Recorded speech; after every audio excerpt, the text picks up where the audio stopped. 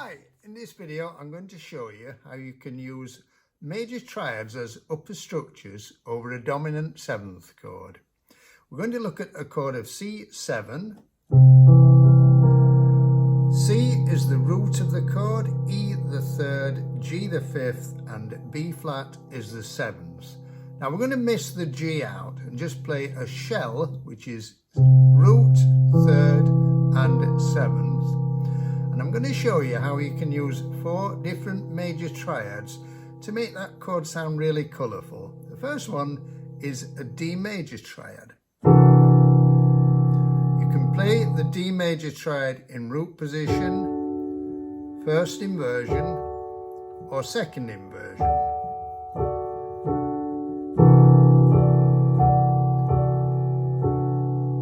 The second one is a G flat major triad. Again, you can play in root position, first inversion, second inversion. The third one is an A flat major triad, root position, first inversion, second inversion.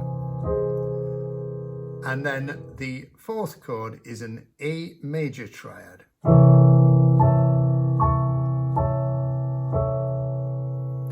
Now, if you like studying theory and you want to know, well, why do those major triads all work against a C7 chord, you can look at the individual notes and say, what are they in relation to the chord? You do need to know quite a bit about upper extensions and altered notes and things to understand this, but let's look at the D major triad. The D is the ninth. If we think of the F sharp as G flat, then it's the flattened fifth. The A is the 13th. Let's look at the G flat major triad. G flat is the flattened fifth, B flat the 7th, D flat the flattened 9th. The A flat major triad. A flat is the flattened 13th, C the root, and E flat is the sharpened 9th. Now the A major chord, A is the 13th. Think of the C sharp as D flat, and it's the flattened 9th, and the E is just the 3rd.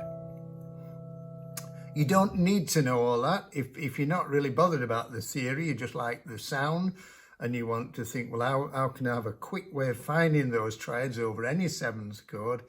Well, just think, start the first one on the 9th, which is a tone above the root. So C is the root, tone above that D, and play a simple major triad, 3-note chord.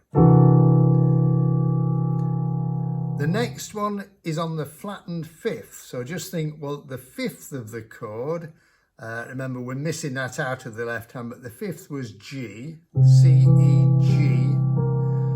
The flattened 5th therefore is G flat, and play a major triad on G flat.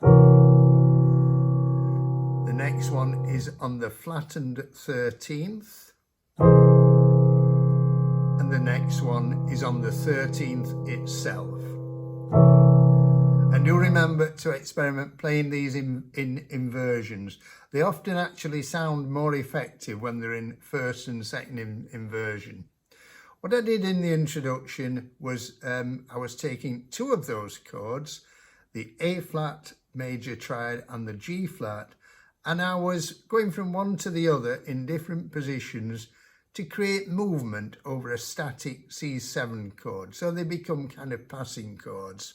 A flat, G flat, A flat, G flat, A flat, G flat, finally resolving onto a tonic F major 7.